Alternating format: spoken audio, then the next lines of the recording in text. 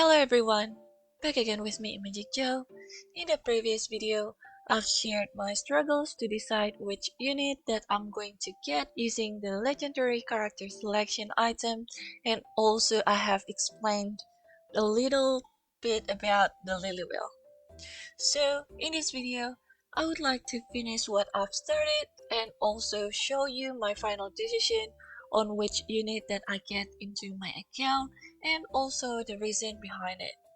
But anyway, by seeing the thumbnail of this video, you probably have a good idea which unit that I decided to pick, and because it's too obvious.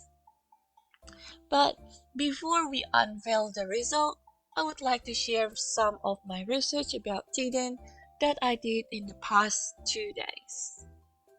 Okay, I have put some notes about his unique abilities and also what makes him worth it to have in our account. TEADON is obviously a defender unit that has association with Union and also Fortitude allies, which make him a really good pair with Gloria, because Gloria will support not only the energy regeneration but also the movement and also attack and defense for him. Gloria also has the best leader aura for Union allies in the game, which going to increase their damage as well. On the other side, being associated with Fortitude unit, he will have a boost on defense ability from Magnus Leader's aura, which going to make him immune to injured status and also reduce the damage taken by 10%.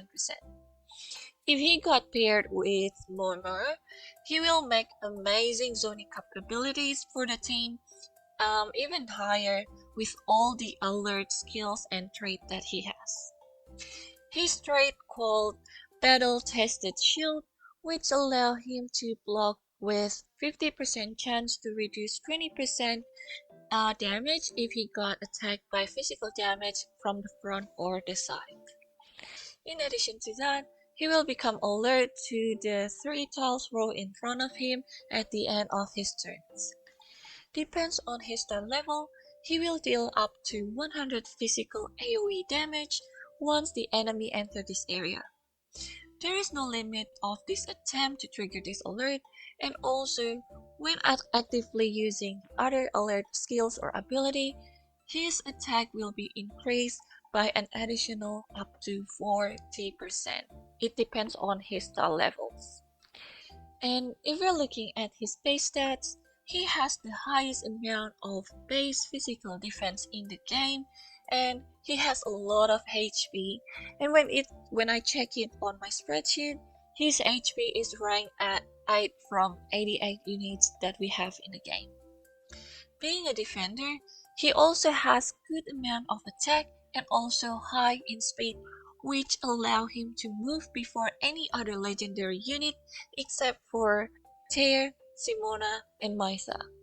So he's definitely good to make a setup either with the Scroll of Auguste, the Trinket, or the tactics in PvE. And now, let's have a look on his unique abilities. First, his reaction ability called Thick Shield makes him even tankier by gaining a physical shield equal to 35% of his HP, and this shield couldn't be immunized or dispelled. While having this shield, he is guaranteed to block any physical damage, which automatically giving him a permanent 20% physical damage reduction, making him a really hard unit to be killed. Hit and Run Tactics is an AoE physical damage ability in 3x3 area that could reduce enemy movement and also inflicting vulnerable level 2 to the enemies. This skill has 1 energy cost but with 4 turns cooldown. It's a really good skill or abilities to weaken the enemy's defense and make them easier to be killed. Another skill that he has is Array Command. Array Command is a passive ability that grants bonus physical defense and also magical defense to all allies within 1 tile radius of TEADON at the end of his turns if He's ended up not doing any attack, and this effect will last for 2 turns. Having this skill on TEADON will boost your team defense capability, especially if you have units that depends on the buff to active their conditions ability, such as the Protected from Purple State's army. It will instantly give them 2 buffs in 1 turn. Shield of Sanction is my most favorite ability from him. I could say this is the strongest ability that he has on his kits. It's because this ability could make enemies in 3 tiles around him not being able to do anything at all, especially when you equip him with the Hunter's Intuition Trinket. After using this ability, he will become alert and dealing 100% physical damage plus inflicting stun status and lasting for 1 turn. This ability costs 3 energies, but it has no cooldown, so as long as you have enough energy, you could pretty much disable one enemy that has lower speed from him if they are in the 3 tiles radius around him, which is a really strong ability in my opinion. The weakest point of this ability is just the range attack. If he got hit by the enemy, the alert would become cancelled and it will do nothing at all. And the last unique ability that he has is Impregnable Shield, which is basically his ultimate ability that gives him and his allies within 3 tiles around him undispellable physical shield for 2 turns. While Tidon is under effect of this shield, his trade effect cannot be interrupted, making him always stay alert all the time, even though he got hit by the enemies. In my opinion, this ability is a strong defensive ability that makes you immune to some certain condition like infection from Mini Wheel's Arrow of Aeolus and similar abilities like that, and also it makes the survive ability of your allies in the battle even higher. Okay, after a few thoughts and comparing the plus and minuses from both units, I finally decided to get Tidon on my team. I know that most of you guys might be disappointed or questioning my decision, but here are couples of the reason why. First one, as I said before, Tidon is a very unique or niche character in the game. He offers a very good defensive capabilities for the team in the battle. His alert could disable one enemy unit when it comes to PvP matches, making them unable to do any action pretty much every time as long as he got the energy that he needs. And also, his alert ability has no limitation as long as you play him right and make him consistently dealing damage to the enemies every time they are in his alert range. Second thing is he's actually a good attacker to counter Seeker role because he got both attack and defense, and also with the support of passive from talents he could deal a lot of damage to the enemies as long as he got shield on him.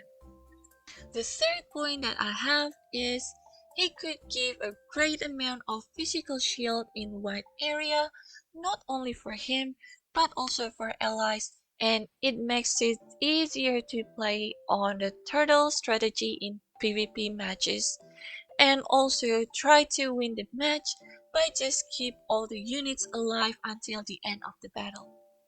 And the last point, it's not really important, but more likely personal. I think it's because he's cute, so that's why I just wanna have him in my account, and that's it.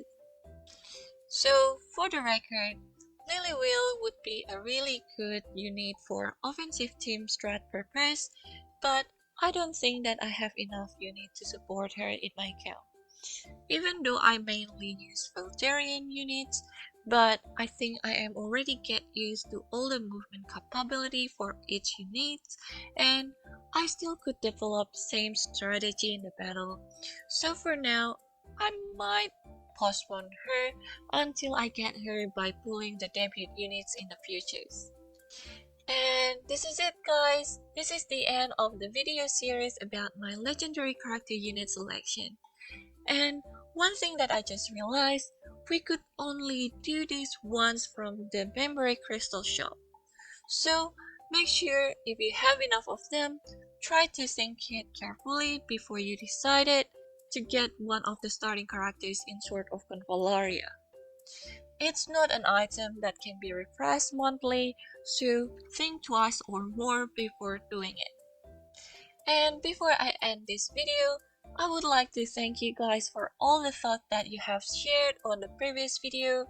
Most of the comments there almost make me guaranteed to pull Lily Will, but then when I asked some advices from my friends, they would like to see more TEADON in action as well. So there it is.